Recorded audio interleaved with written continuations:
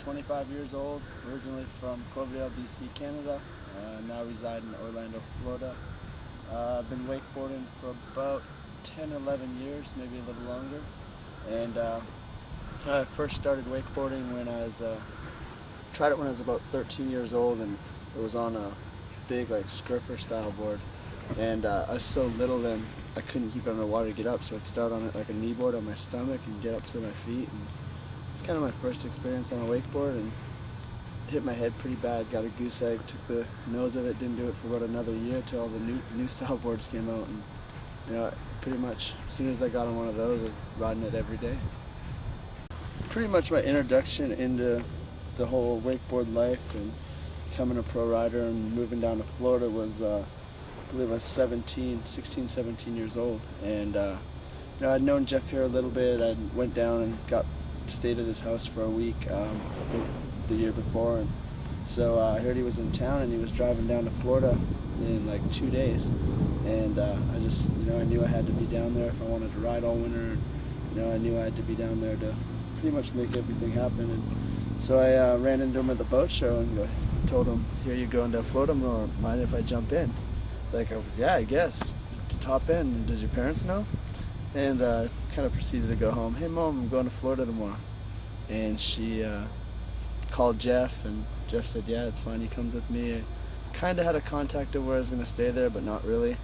And just jumped in and made the trip down with Jeff, and didn't really know where I was going or what I was doing. And I got dropped off in Orlando originally, and you know, Jeff's like, "Hey, if it's not what you thought up here, you know, you're more than welcome to come down and stay with me. We'll work something out." And so I stayed in Orlando for probably about a week, and it was pretty cool. But you know, as Jeff, I'd already been with Jeff for a while, and you know, he's such a good guy, and I took him up on his offer to come down and live with him. And you know, just at the time I was sponsored by a little company that was paying me $500 a month, so it was just enough to get by down there.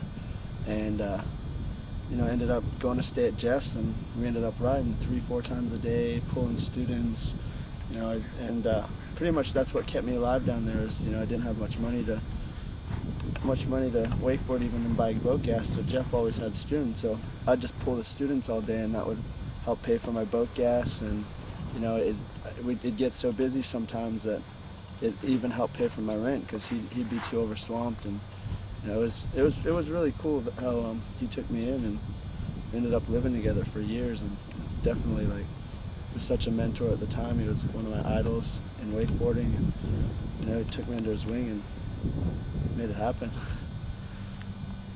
I rode for pretty much the biggest company in wakeboarding for the last 8 years, and I don't know. As soon as the whole idea of Ronix came up, and you know, everything that it meant and who was all going, I didn't even think twice of if I was invited to jump on. And it's everything you can dream of. And the whole reason I was with the other company is because of what makes Ronix right now, is the people, and you know, the ethic, and you know, all my friends were on the team and everything. But it just, you know, all my friends are here too, so it's a big step, but in my mind, not a big step at all. It's something that I didn't even have to question myself twice on of what I wanted to do.